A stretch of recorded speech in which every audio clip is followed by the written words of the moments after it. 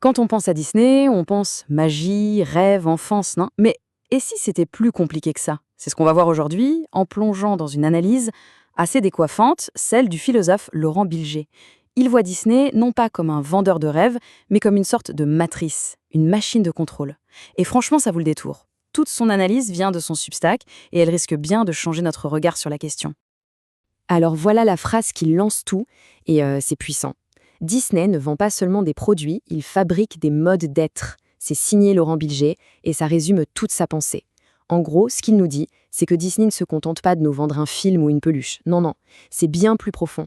L'idée, c'est que Disney fabrique notre façon de vivre, nos désirs. Il parle d'une usine, mais une usine qui ne produirait pas des objets, mais nous, en quelque sorte. Et pour illustrer ça, Bilger prend un exemple qui va parler à beaucoup de monde, Disney Channel. Il nous dit d'imaginer Disney Channel à partir de la fin des années 90 comme un gigantesque laboratoire mondial, un laboratoire du comportement féminin. Pour lui, les héroïnes de l'époque, Lizzie McGuire, Hannah Montana, ce ne sont pas de simples personnages. Non, ce sont des prototypes, des modèles presque créés en éprouvette pour formater des millions de jeunes filles, pour leur apprendre à être, à penser et même à rêver d'une certaine manière. Ok, alors pour bien décortiquer cette idée de matrice Disney, on va suivre le cheminement de Laurent Bilger. Son analyse se déroule en 5 temps forts. On va commencer par une biopolitique du rêve, puis on parlera de la fabrique de l'innocence, de la diversité en vitrine, de l'enfance comme ressource, pour finir sur un truc assez surprenant, la révolte des ingénus. Allez, c'est parti, on suit sa logique. Bon, première partie, une biopolitique du rêve. C'est le socle de toute l'analyse. Alors, le terme biopolitique peut faire un peu peur, mais l'idée derrière est redoutablement simple en fait. Bilger nous explique que le pouvoir de Disney, c'est pas un pouvoir qui force, qui interdit, c'est un pouvoir bien plus subtil, qui s'insinue à l'intérieur de nous, qui façonne nos rêves.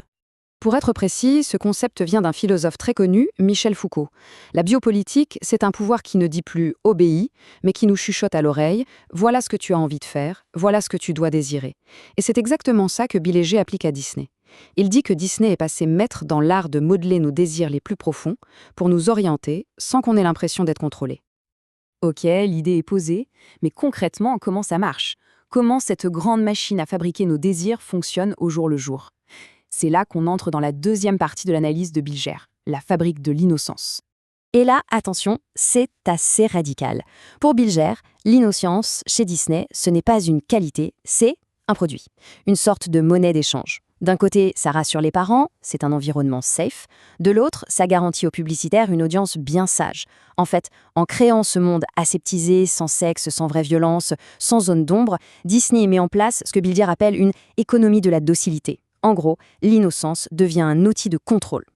Et au cœur de cette fabrique, il y a une tension permanente, un message contradictoire que Bilger appelle la double contrainte post-féministe. C'est simple. On dit aux héroïnes, sois unique, sois toi-même, poursuis tes rêves. Super! Sauf qu'en même temps, il y a un deuxième message, en sous-texte, mais attention, reste gentille, agréable, ne fais pas de vagues. En clair, sois libre, mais dans un cadre bien défini. Une liberté sous surveillance, en quelque sorte. Ce mécanisme, on le retrouve dans une sorte de recette narrative quasi systématique que Bilger nomme la pédagogie de la faute rachetée. Ça se passe toujours en 3 temps. D'abord, l'héroïne fait une petite bêtise, une petite transgression. Ensuite, paf, les conséquences lui tombent dessus et elle apprend une belle leçon de morale. Et à la fin, tout est pardonné, tout rentre dans l'ordre et la norme est renforcée.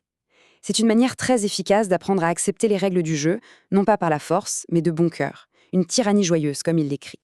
Alors là, on pourrait se dire, ok, mais tout ça c'était avant. Aujourd'hui, Disney est beaucoup plus divers, plus inclusif. Eh bien, l'analyse de Laurent Bilger est assez sceptique sur ce point. On passe à la troisième partie, la diversité en vitrine.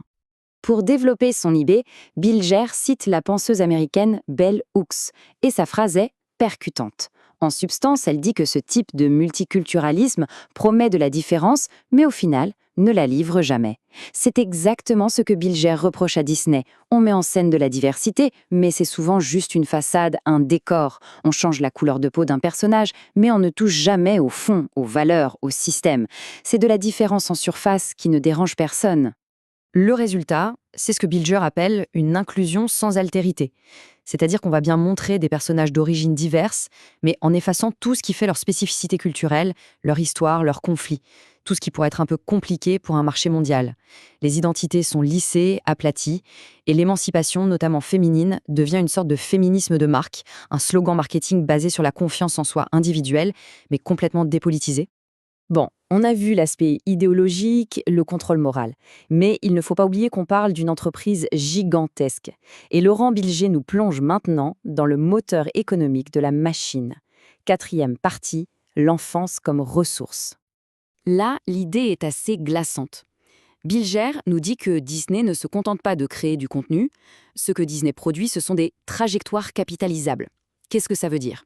Ça veut dire que le rêve, l'enfance, l'innocence d'une jeune actrice ou d'un jeune acteur, tout ça devient une ressource, une matière première qu'on va extraire, exploiter, rentabiliser, jusqu'à l'épuisement. Le but ultime, ce n'est pas l'épanouissement de l'artiste, c'est sa rentabilité. On arrive au bout de l'analyse, et c'est peut-être la partie la plus surprenante. On a l'impression d'un système total, parfaitement verrouillé. Mais Laurent Bilger nous montre qu'il y a une faille. Et si la machine créait elle-même ce qui allait la critiquer ? C'est le dernier chapitre, la révolte des ingénus. L'idée est paradoxale, mais géniale. Pour Bilger, la machine Disney est tellement parfaite, tellement efficace dans sa manière de formater les individus, qu'elle produit sa propre critique. Les personnes les mieux placées pour dénoncer le système, ce sont celles qui en viennent. Ces jeunes femmes qui ont été élevées dans cette cage dorée sont les seules à en connaître la violence symbolique, les rouages cachés. Du coup, elles deviennent les seules à pouvoir vraiment en parler. Et ça donne un parcours quasi obligé pour ces anciennes stars. Bilger le décompose en plusieurs étapes. D'abord, il y a l'incubation, où Disney construit leurs images, leur capital d'innocence. Puis, fatalement, vient l'épuisement de cette ressource. Et pour s'en sortir, pour exister par elles-mêmes, elles sont presque obligées de passer par la profanation, c'est-à-dire qu'elles doivent casser publiquement leur image de petite fille sage, souvent par un scandale, pour enfin se réapproprier leur vie, leur récit. Ce n'est pas un dérapage personnel, c'est presque une nécessité structurelle pour s'échapper. Finalement, la conclusion de Laurent Bilger est assez incroyable. C'est sombre, bien sûr, mais il y a aussi une lueur d'espoir. Il écrit que, dans les interstices de cette cage dorée, s'est formée une génération d'artistes conscientes, lucides, prêtes à inverser la lumière. C'est beau, non ? Ça veut dire qu'à force de vouloir tout contrôler, ce système a, sans le vouloir, créé ses adversaires les plus redoutables. Et on termine sur cette question qui est vraiment le point final de l'analyse de Laurent Bilger, une question qui laisse songeur. Et si, au fond, la plus grande création de l'empire Disney, c'était ses propres et plus redoutables critiques. C'est une pensée assez vertigineuse. Et si ça vous intéresse d'aller plus loin, toute cette analyse passionnante est à retrouver en intégralité sur son Substack, lvkbilger.substack.com. Ça vaut vraiment la lecture.